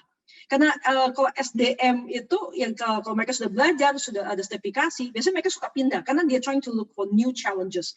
Dan kalau untuk cloud provider, kita akan menjamin yang mungkin yang kita bicara selalu kita bahas untuk bagaimana perusahaan-perusahaan membangun center of excellence sehingga ilmunya itu bisa diteruskan. So I think from a cost calculation supaya apple to apple ya comparison adalah harus melakukan TCO yang benar yang supaya dilihat nilai-nilai apa aja yang bisa diberikan oleh cloud dibanding. So kita tidak kembali lagi, kita tidak bilang, oh harus 100% ke cloud. That's not our position. Kita berikan adalah what's the choice, decision-nya adalah what's the application, what's the best use of your resources, supaya bisa dapatkan maksimal from your top line and bottom line. Aku bicara dengan banyak CEO, CFO, dan sebagainya. Sebenarnya perusahaan itu tidak peduli. Anda mau taruh aplikasinya mau di cloud, mau di server, actually they don't care. As a CEO, mereka tidak peduli. Yang paling penting adalah dari sisi experience-nya, misalnya kalau diakses bisa nggak dapatnya, dari sisi biaya bisa nggak bisa dijaga, ya bisa lakukan inovasi nggak kepada bisnis. Apabila kita mau lakukan analytics untuk CEO, untuk beliau bisa ambil keputusan, bisa lakukan IoT nggak tadi kan Pak Hendra lakukan. All this business outcome harus dipikirkan. Karena selalu business outcome harus align dengan IT. Bukannya IT yang mempengaruhi. So from a business dengan IT itu harus seiring, berjalan. Nah dengan itu baru bisa dilihat, oke, solusi yang mana yang paling tepat untuk perusahaan ini. Namun dari Google Cloud posisinya kita mendamping, kita bisa sharing caranya bagaimana yang terbaik, lakukan cost optimization, memberikan enablement juga, dan yang tepatnya lagi kita memberikan cloud credit. Jadi Anda bisa pakai itu secara cuma-cuma dan kita bisa dampingin perjalanan itu. Begitu Pak Wisnu. Oke, terima kasih Bu Mega. Berarti memang itu ya, kalau udah menghasilkan business outcome yang signifikan, mau cloud, mau on-prem, mau di mana juga nggak masalah. Yang penting tadi inovasi jalan, business outcome-nya juga tercapai. Oke, pertanyaan terakhir nih sebelum kita pindah ke sesi Q&A dan menjawab pertanyaan dari panelis, saya ingin bertanya ke Pak Hendra. Tadi Pak Hendra sudah memulai dan juga menyebutkan soal bagaimana pentingnya modernize application sebelum pindah ke cloud gitu ya. Juga ada proses bisnis yang berubah. Ada saran nggak Pak bagi perusahaan atau audiens yang ada di sini, bagaimana semua proses dan proses modifikasi, berubah proses segala macam itu menjadi lebih ringan gitu? Apakah ada saran atau mungkin entity memiliki pengalaman selama ini?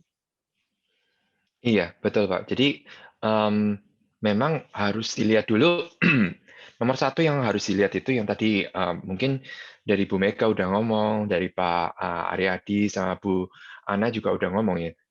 Tujuannya apa sih? Gitu. Tujuannya apa dulu? Kenapa kok mau ke arah sana? Nah, kalau memang tujuannya adalah berinovasi, jadi jangan pakai kacamata kuda gitu ya, bahwa jalannya adalah segini gitu. Jalannya harus langsung ke situ. Enggak, tapi nomor satu adalah melihat bahwa oke, tujuannya adalah ini dan cara yang paling baik untuk menuju ke arah situ adalah ABCD. Dan biasanya kita memang kita bantu ya, kalau dari entity kita bantu mengidentifikasi opportunity ini ke klien, yaitu ini loh Pak, yang bisa dicapai dengan menggunakan inovasi yang ada di cloud. Baik itu private cloud maupun public cloud, jadi secara hybrid gitu kan. Jadi kita bantu klien untuk identifikasi sebelum ngomong bahwa kayaknya roadmap-nya atau jalurnya yang ke situ yang paling baik adalah seperti ini. Dari situ kita mungkin bisa mulai dengan create MVP, istilahnya itu adalah minimum viable product. Iya, minimum viable product. Itu dulu. Harus ada MVP-nya dulu, biar bisa kelihatan untuk bisa mendapatkan support dari top management. Jadi biasanya memang jalurnya ke arah situ, Pak. kita come up dengan analisa, kita come up dengan roadmap, terus habis itu ada MVP-nya dulu gitu kan, ditunjukin, oh kayak gini, oke. Dan setelah itu barusan kita pikirkan kalau misalnya untuk move massively ke cloud itu seperti apa. Jadi tadi saya kasih teaser dulu bahwa modernize your application itu penting. Karena apa intinya aplikasi yang udah existing yang mungkin ya kami pernah ada klien yang oke, ini pingin dipindahin ke cloud aplikasinya, Pak, source code-nya ada di mana? Waduh, kayaknya udah lupa naruh CD-nya di mana dulu. Itu ini let's think differently. Tadi Pak Aryadi juga ada ngomong think differently gitu kan. Kita pakai apa yang ada di cloud, yaitu adalah microservices. Coba gabungin jadi satu, mungkin bisa lebih bagus daripada aplikasi yang lama. Mulai dari user login, pendaftaran, itu kan udah available kalau misalnya dikonsum sebagai cloud atau microservices. Nah itu yang penting sih, modernize your application itu inti utamanya pindah ke cloud ya. Jadi kalau pindah cloud tutup mata udah pokoknya pindah aja gitu, saya pikir benefitnya itu nggak akan berasa dan tujuan akhirnya yang tadi mau berinovasi nggak akan berasa juga sih. Satu lagi Pak Wisnu, kalau saya boleh tambah ya dari sisi business outcome ya dipaparin oleh Pak Hendra. Seringkali kita mungkin melupakan bahwa pada saat kita perusahaan, sebenarnya that's not the main target audience. Kita justru di sini harus membantu perusahaan untuk bagaimana serving end user-nya mereka. Jadi misalnya contohnya, kalau kita serve satu bank, sebenarnya yang kita serve itu bukan bank sendiri. Kita harus serve nasabahnya dia. Betul kan? Bagaimana si nasabah bisa memakai jasa-jasa bank yang lebih baik lagi, lebih inovatif lagi. Nah, di sini aku mau utarakan bahwa Google is a very special cloud provider. Kenapa? Karena kita bukan bicara cloud top. Anda juga tahu, kita bisa masukin service portfolio dari Google yang ada Google Map, ada YouTube, ada search, bahkan ada Android. Tidak ada CSP yang lain yang memiliki jasa-jasa portfolio itu yang bisa membantu perusahaan untuk menjangkau user-usernya mereka. So, itu yang satu hal yang sangat penting yang kita ngalamin di Indonesia. Maka itu, I would say that if I compare our cloud provision di Indonesia, kita betul-betul unggul sekali. Terima kasih. Oke, terima kasih Bu Mega. Oke, kita harus beralih ke sesi Q&A ini karena ada banyak pertanyaan yang sudah masuk dan kita harus jawab sebelum jam 12 karena takutnya nanti mengganggu istirahat maupun ibadahnya teman-teman. Untuk panitia bisa ditampilkan pertanyaan pertama dari Pak Denny Rizky dari Wisman.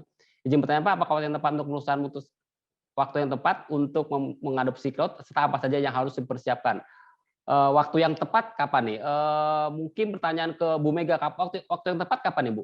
Perusahaan untuk pindah gitu? Apakah sekarang, besok, atau gimana? Gimana memutuskan waktu yang tepat? Juga. Harusnya kemarin Pak, harusnya kemarin. Karena supaya benefitnya sudah Anda bisa nikmati kemarin, bukan sekarang. Nah, gitu. Okay. Jadi kalau menurut saya the time is yesterday, honestly, karena dunia IT itu bergerak tuh begitu cepatnya. Ya, sehingga kalau Anda mau menikmati benefit-benefit itu harus segera. Dan yang satu hal yang saya sudah katakan, tidak perlu khawatir karena ada entity, ada NetApp di sini dengan Google Cloud bisa mendampingi perjalanan itu, Pak Wisnu. Oke. Dan Pak Hendra ketika ngomong pindah sekarang itu mungkin bisa dimulai dengan tadi ya modernize application kali Pak ya.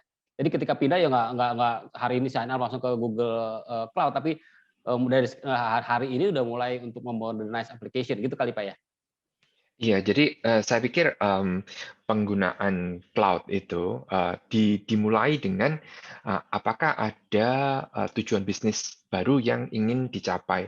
Kalau misalnya tujuannya adalah berinovasi, ini kan tadi pertanyaannya dari Wisma Kartika ya. Jadi salah satu produsen terkemuka di furniture di Indonesia ya. Jadi kalau memang mau berinovasi, punya presence lebih banyak di dalam dunia digital, itu memang harus dilakukan udah 18 bulan yang lalu. Tadi kan surveinya banyak yang 18 bulan gitu kan. 18 bulan yang lalu dengan adanya inovasi itu tadi. Jadi memang kalau tanya when, saatnya sekarang saat yang tepat.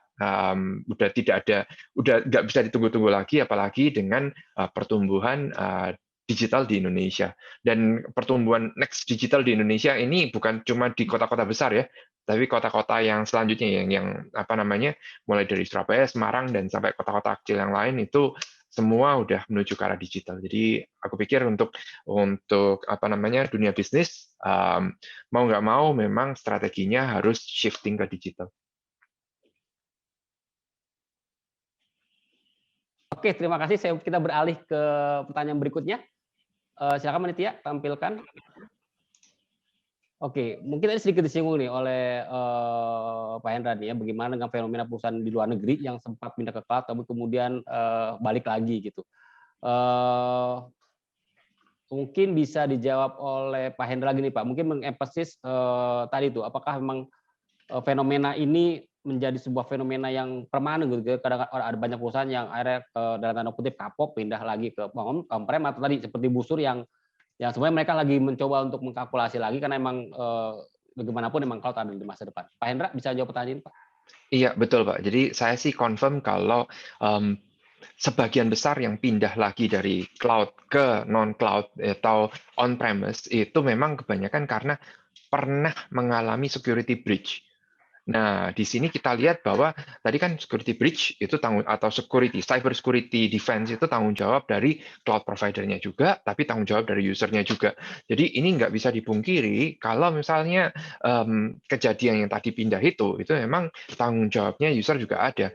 Kenapa kok misalnya nggak diarsitektur dengan benar gitu kan? Apakah udah benar penggunaannya? Mungkin tadi awal-awal banget Pak Semi di dalam videonya itu ngomong tentang tolong dipilah-pilah data mana yang bisa ditempatkan di cloud maupun data mana yang harusnya tempatnya di on-prem saja gitu. Nah, tapi walaupun ditaruh di cloud maupun di on-prem, semua data itu harus punya nomor satu level proteksi yang sama gitu kan, availability-nya juga harus sama dijaga. Kenapa? Kan data-data itu tetap data yang penting untuk perusahaan. Oke, terima kasih Pak Hendra atas jawabannya. Ada yang menambahkan mungkin Pak Aryadi soal ini Pak, apakah memang pernah ada kepikiran gitu dari Excel untuk oke yang udah di cloud kita balikin lagi karena nggak efisien atau apa gitu, ada gambaran nggak Pak dari kasus nyata yang dihadapi oleh Excel Axiata? Sejauh ini tidak ada ya Pak Wisnu, sepertinya buat kami ini memang is the right thing to do ya. Tapi saya mengerti bahwa ada case-case di mana terkait security seperti yang barusan disampaikan oleh Pak Hendra, atau bisa jadi ada ekspektasi yang tidak tepat gitu ya, atau ada ekspektasi tetapi mengharapkannya itu tanpa melakukan apa-apa. Jadi misalnya tadi saya sampaikan terkait dengan efisiensi gitu kan. Kita berekspektasi bahwa kalau misalnya kita running the cloud, aplikasinya lebih reliable atau lebih cepat atau lebih efisien tanpa kita tahu bagaimana harus trik-triknya bagaimana untuk melakukan itu. Nah, jika itu tidak dilakukan, nah kemudian bisa jadi perusahaan tersebut akan merasa bahwa ini this is not something that we thought about, dan kemudian terbalik gitu kan. Tapi kalau sejauh ini yang kami alami, kami melihat positif outcome ya, dari sisi reliability, dan dari sisi security juga kami tidak merasa bahwa berada di cloud itu menjadi tidak lebih secure gitu. Memang mekanisme proteksinya tentunya akan sedikit berbeda ya. Kita kalau di cloud itu ada levelnya, ada infrastructure as a service, kan, platform, application, itu memiliki shared responsibility of security yang berbeda antara cloud provider dengan kami sebagai konsumennya. Nah, ini sesuatu yang harus dimengerti oleh perusahaan sehingga they know what to do, right? Nah, kalau misalnya kita hanya take it for granted, menganggap kalau kita taruh di cloud dan everything is gonna be fine, nah menurut saya itu adalah sesuatu nanti yang akan backfire. Gitu ya. So I think that would be my opinion. Oke, terima kasih Pak Aryadi atas jawabannya, sangat lugas dan saya pikir menjawab pertanyaan tadi ya. Oke, pertanyaan ketiga kita tampilkan dari siapa ini? Dari Pak Adrianus Yoga dari Antirapi. Waduh, Jogja nih ya. Oke, terkait peraturan penyelenggaraan PPPSE yang nomor 71 tahun 2019, apakah kita harus memilih public cloud yang sudah membangun data center di Indonesia, dan lini bisnis apa yang tidak boleh memanfaatkan public cloud di luar negeri? Oke, ada yang familiar dengan regulasi? Saya sempat belajar, tapi kira-kira kayaknya kalau tidak menyimpan data publik, saya takut salah. Ada yang akrab dengan regulasi? Kalau Pak Hendra bisa jelaskan seperti ini, Pak. Aturannya apa sih yang boleh nggak boleh disimpan di luar negeri atau di cloud luar? Iya, jadi ada klasifikasi data, Pak. Tadi udah Oh, ya. disinggung ya oleh Pak Semi ya. Jadi kita memang banyak berdiskusi soal itu. Ada klasifikasi data yang mana itu adalah PII, Pak, Personally Identifiable Information. Nah, Oh, ya. itu memang aturannya harus ada di dalam negeri ya, Pak. Jadi mau pakai public cloud, private cloud maupun non cloud itu harus di dalam negeri. Karena memang data-datanya penting ya. Jadi kayak data kalau didapat dari Dukcapil kan ini kan kita kan banyak sekali aplikasi baru perbankan atau layanan finansial yang harus foto dengan KTP gitu ya. Nah, itu kan datanya terhubung ke Dukcapil. Nah, kalau itu data kita simpan itu mau nggak mau harus ada di Indonesia. Itu confirm. Oke, terima kasih. Saya boleh tambah itu ke yang bertanya rumah sakit ya. Betul ya, kalau nggak salah saya lihat itu yang bertanya. Bu, ya. Kalau saya boleh ungkapkan bahwa beberapa minggu yang lalu kita barusan buatkan ini press release Pak yang dengan Penta Medica ya. Jadi itu jaringan rumah sakit yang di bawahnya Pertamina, mereka memanfaatkan Google Cloud. Dan terutama karena kami ada cloud region di Jakarta. Yang tadi seperti yang Pak Hendra katakan, karena PII itu memang mementingkan bahwa itu harus di Indonesia. Maka itu mereka memiliki kami sebagai cloud provider mereka. Gitu. Oke. Mungkin pertanyaan saya shifting sedikit Bu, kenapa Google Cloud punya data center di Indonesia? Apakah untuk menjawab kebutuhan untuk regulasi terkait data, atau memang ada pertimbangan lain kenapa Google membangun data centernya di Indonesia?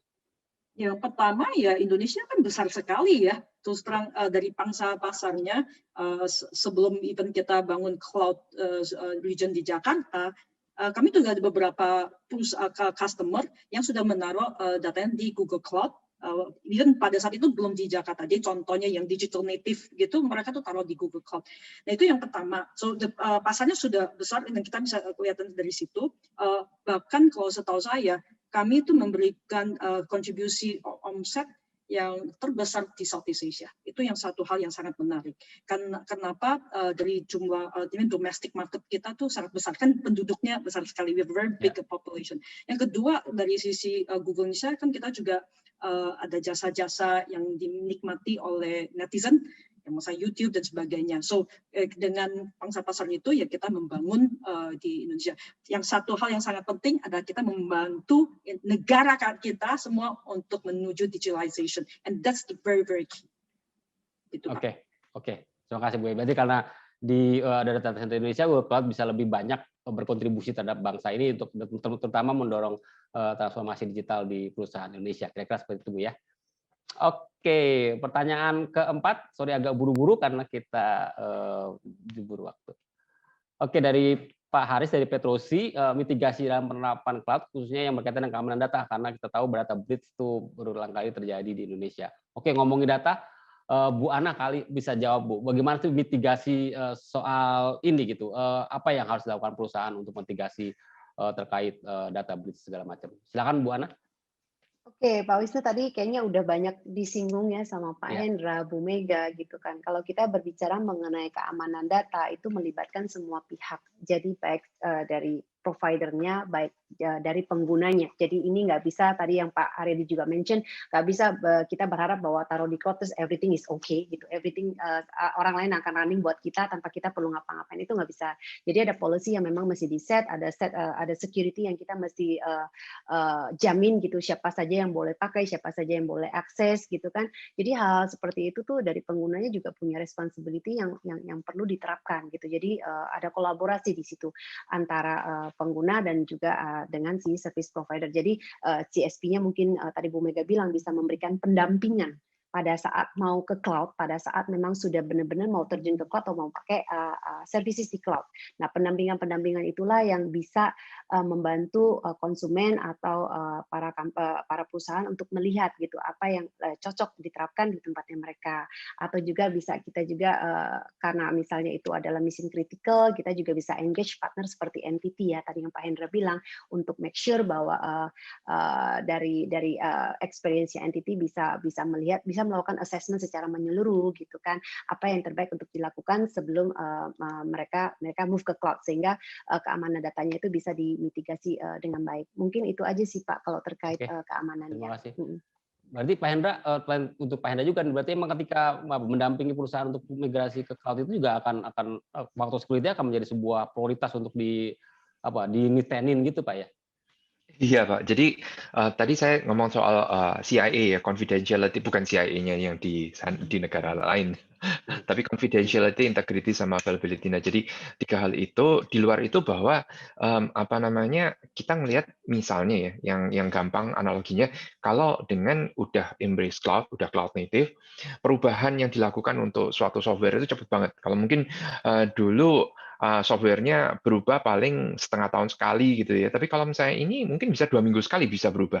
Nah, security-nya berarti nggak hanya perlu ngomongin soal perimeternya, tapi ngomongin soal data security sama application development security juga. Jadi pada waktu mendevelop aplikasi itu yang cycle-nya 2 mingguan tadi itu, security-nya udah harus embedded di dalam situ. Itu sih yang memang perlu banyak perhatian.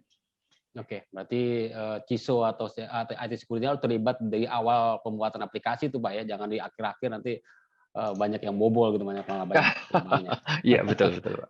Oke, terima kasih Pak Hendra atas jawabannya. Oke, pertanyaan berikutnya, pertanyaan kelima.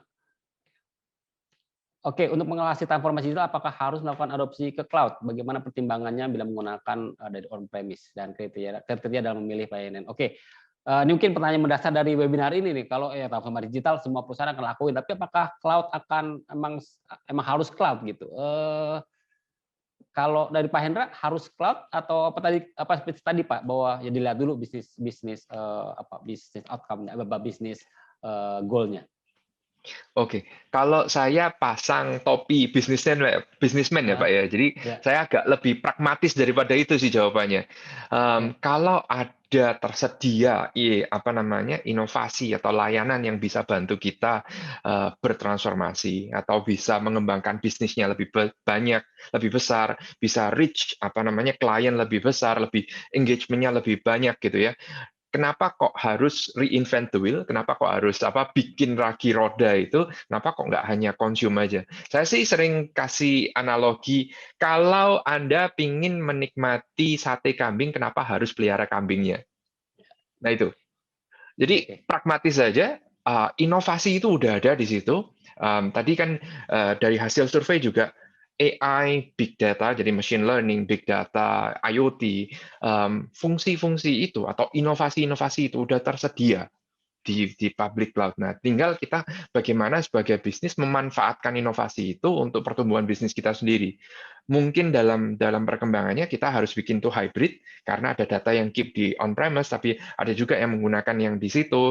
Datanya harus di-anonymize dulu sebelum bisa dilakukan analisanya di cloud. Ya, itu adalah konsekuensi logis, tapi itu available gitu. Inovasi jangan pakai lama, secepatnya aja. Karena bisnis tidak bisa menunggu. Oke, sekarang saya ke Pak Aryadi nih Pak. Tanya saya malah saya ubah dikit, kalau apakah XL bisa melakukan transformasi digital tanpa kehadiran cloud, menggunakan on-premise saja? Mungkin nggak tuh Pak? Saya rasa bisa, tapi lama ya. Bisa tapi lama. Jadi kalau saya menyambung tadi yang disampaikan oleh Pak Hendra ya. Jadi kalau kita lihat di sekitar kita, saya rasa sekarang bagaimana kita menggunakan cloud itu jangan-jangan perusahaan sebenarnya sudah pakai cloud. Jadi contoh, kalau kita sekarang di area pengembangan aplikasi ya, sudah banyak yang pakai Jira-nya on the cloud, ya. Software as a service, right? Kemudian pakai Slack gitu untuk kolaborasi, itu juga berbasis cloud gitu. Nah, sebenarnya kalau kita lihat, kalau kita mau bikin aplikasi itu sendiri, butuh berapa lama kita bikin, right? Dan belum tentu it's gonna be right in the first place gitu. Jadi ini sesuatu yang kita bisa lihat bahwa menurut saya bukan dikotomi atau absolutism bahwa pakai atau tidak pakai, right? It's like more opportunistically kita bisa gunakan cloud gitu. Dan as we get more and more familiar dengan cloud, nanti kita bisa lebih advance lagi menggunakan platform as a service, infrastructure as a service, and more. Gitu. Nah, jadi menurut saya itu sebuah keniscayaan ya. I think inevitability that all will go there. Tapi memang kita harus punya majority level tertentu untuk melihat seberapa cepat kita bisa adopt.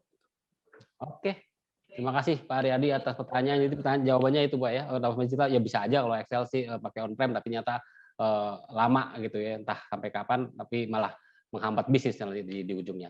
Oke, karena kita sudah mendekati jam 12 siang, kita harus mengakhiri webinar ini. Namun sebelum kami tutup, saya ingin meminta closing statement nih. Saya ingin masing-masing panelis untuk 1 menit untuk menegaskan apa sih yang ingin disampaikan di webinar kali ini. Ladies first nih kayaknya, Bu Mega, silakan Bu, closing statement-nya. Aku akan closing statement dengan kaitan dengan Hari Kartini, boleh nggak Pak Wisnu? Boleh. Boleh ya Pak ya? Boleh. Saya berharap ini inovasi ini akan selalu terjadi, dan dengan merayakan Hari Kartini, saya berharap kita semua, terlepas mau pria atau wanita, kita bisa membantu Indonesia untuk membangun digital future untuk kita semua, terutama untuk putri-putri kita, supaya mereka akan ada masa depan yang lebih baik lagi dari kita semua. Thank you. Oke, siap. Semoga cita-cita Ibu Kartini ya terwujud di Indonesia.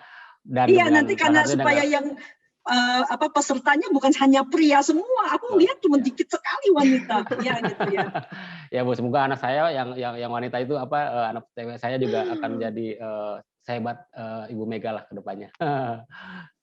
Oke, sekarang Bu Ana, silakan Bu Ana, closing statement apa yang ingin ditekankan? Ya, following Bu Mega komen juga ya terkait untuk Hari Kartini gitu kan. Kalau kita selalu bilang dalam berbagai kesempatan bahwa pria dan wanita harus dapat bekerja beriringan. Nah, dalam hal ini disesuaikan dengan tema kita hari ini bahwa public cloud dan juga on-premise environment itu selalu bisa beriringan, saling melengkapi kebutuhan bisnis ke depannya. Jadi kita berharap dengan adanya kolaborasi NetApp, Google Cloud, dan juga NTT gitu kan, kita akan memberikan yang terbaik untuk para customer supaya mendapatkan journey atau experience yang baik ke cloud ke depannya.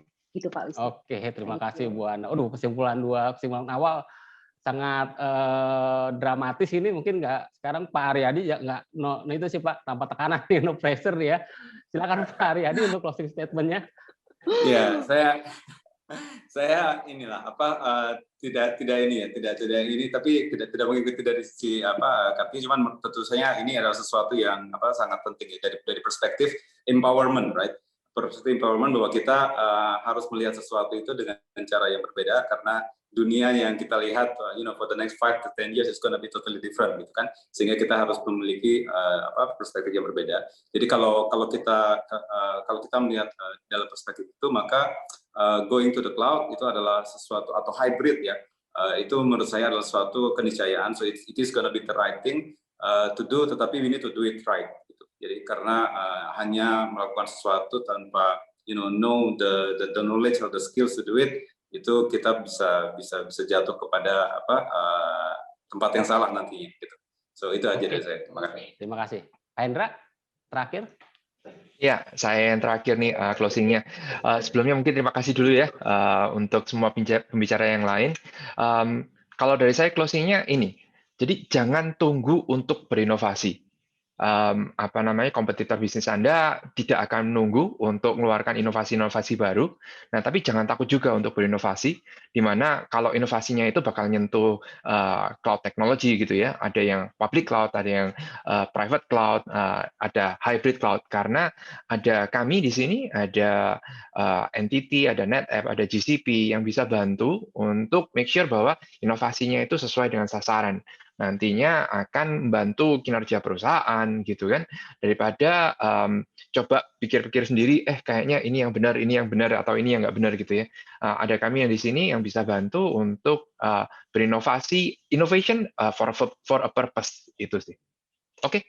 Saya cukup. Terima kasih Pak Hendra. Terima kasih Bu Mega, Bu Ana, Pak Aryadi, dan juga Pak Hendra atas closing statement yang saya pikir sudah bisa menggambarkan tema yang kita angkat hari ini. Namun supaya lengkap, saya juga ingin memberikan kesimpulan dengan menjawab 3 pertanyaan utama yang tadi saya ajukan di awal. Pertanyaan pertama tadi kan bagaimana memanfaatkan cloud untuk meningkatkan bisnis resilience. Tadi kita sudah mendengar bahwa soal availability aplikasi dan layanan itu akan menjadi kunci bagaimana kalau membantu bisnis Anda, juga skalabilitas, innovation at speed, memenuhi kebutuhan bisnis yang cepat dan juga memastikan compliance.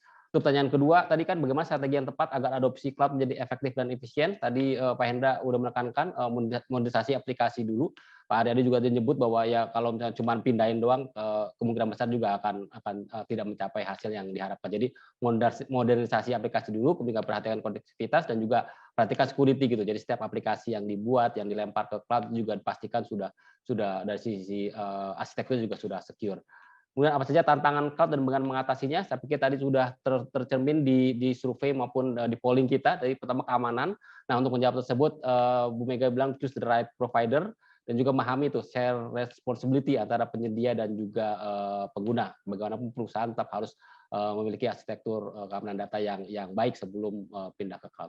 Kemudian juga soal availability, tadi Bu Ana juga menekankan ya diseimbangkan dengan business continuity policy-nya gitu ya. Kalau emang krusial banget, apapun harus dilakukan supaya memastikan availability. Sementara dari cost, kita harus lihat bahwa kita harus mengubah mindset. Jadi bahwa ada perubahan, tidak bisa menggunakan mindset seperti menggunakan on-premise, tapi ada perubahan mindset yang harus dilakukan karena bagaimanapun cost ini akan menjadi bagian penting dari perjalanan ke depan.